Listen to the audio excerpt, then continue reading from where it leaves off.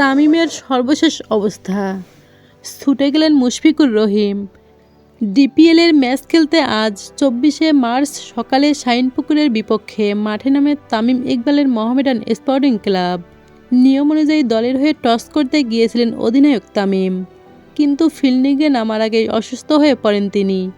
অসুস্থতার জন্য টিম ম্যানেজমেন্টকে জানানোর পর তাৎক্ষণিকভাবে নিকটস্থ হাসপাতালে নিয়ে যাওয়া হয় তামিমকে। সেখানে প্রাথমিক চিকিৎসা শেষ করে আবার ফেরেন মাঠে।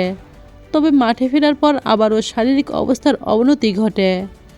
শারীরিক অবস্থার অবনতি ঘটলে হেলিকপ্টারে যোগাযোগ করে তামিমকে ঢাকায় আনার একটি প্রচেষ্টা চালানো হয়, কিন্তু পরিস্থিতি আরও জটিল হয়ে পড়ে তাকে ফের নিকটতম কেপিজে হাসপাতাল ও নার্সিং কলেজে নেওয়া হয়।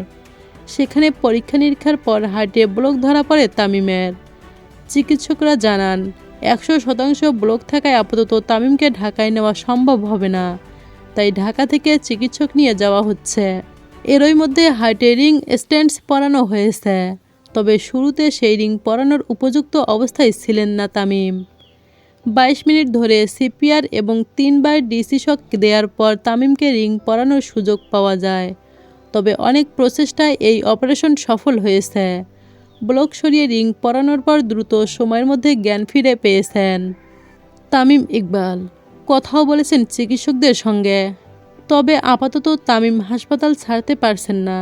আগামী 48 ঘন্টা পর্যবেক্ষণে থাকতে হবে এই ক্রিকেটারকে।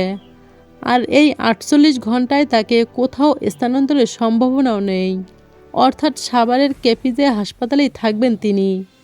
তামিমের সর্বশেষ অবস্থা জানাতে গিয়ে এসব কথা বলেছেন বিসিবির চিকিৎসক ডাক্তার দেবাশিস চৌধুরী। সতীর্থের এই বিপদে তাকে দেখতে হাসপাতালে ছুটে গিয়েছিলেন দীর্ঘদিনের সতীর্থ এবং বন্ধু মুশফিকুর রহিম। বিকেলে তামিমের জ্ঞান ফেরার পর হাসপাতালে গিয়ে পৌঁছান মুশফিক। এ সময় সতীর্থের জন্য বেশ উদ্বিগ্ন ছিলেন সাবেক টাইগার অধিনায়ক।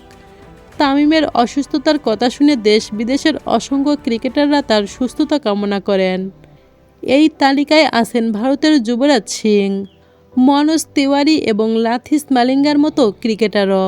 ভারতের ফ্র্যাঞ্চাইজি ক্রিকেট দল কলকাতা নাইট রাইডার্সও তামিমের সুস্থতা কামনা করেছে।